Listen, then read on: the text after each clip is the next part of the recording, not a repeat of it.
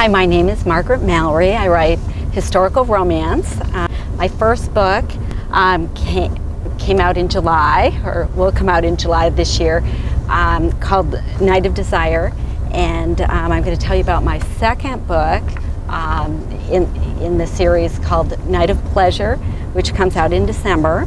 And I will have a third book come out the following August called Night of Passion. This story is set in Normandy at the time that Henry V, who was a great and glorious king, was reconquering Normandy as part of the 100 Years' War. And for my hero, I have a young man who is about to head down the wrong path.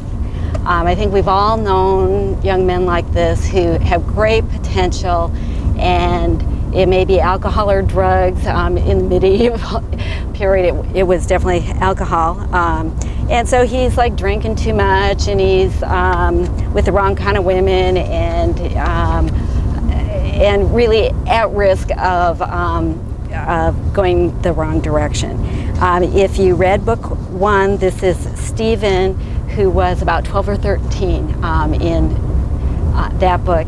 And if you read that, you know that he has too much charm by half to start with. So this is when you meet Stephen in Night of Pleasure. Duchy of Normandy, October 1417.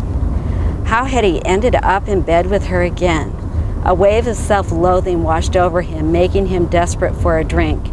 Ironic, since drink is what got him here. But drink kept at bay the visions that plagued him.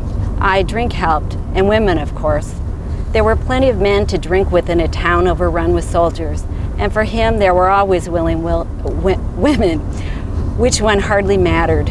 He had even less expectation of finding a woman who could make him happy than he did of achieving knightly glory in this wretched war. He wondered what it would be like to be with a woman who was strong and brave and clever, a woman who would not settle for him being less than the man he could be. Could she save him? Was he worth saving? He knew only one woman like that, and he did not expect to meet another. Still, he enjoyed women, talking with women, flirting with them, betting them. He did not have to be fully sober, however, to know the one asleep beside him was a mistake. Keeping a watchful eye on Marie's still form, he eased himself down from the bed. She slept like the dead, the saints be praised. When he leaned over to gather his clothes, his head throbbed so violently he feared he would be sick.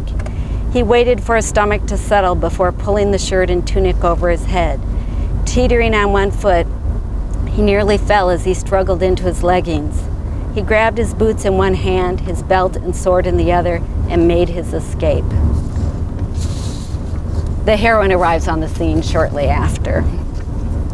So how does she bring him up to scratch?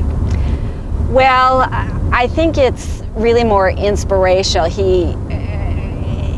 She comes to Normandy to make a political match on behalf of the king.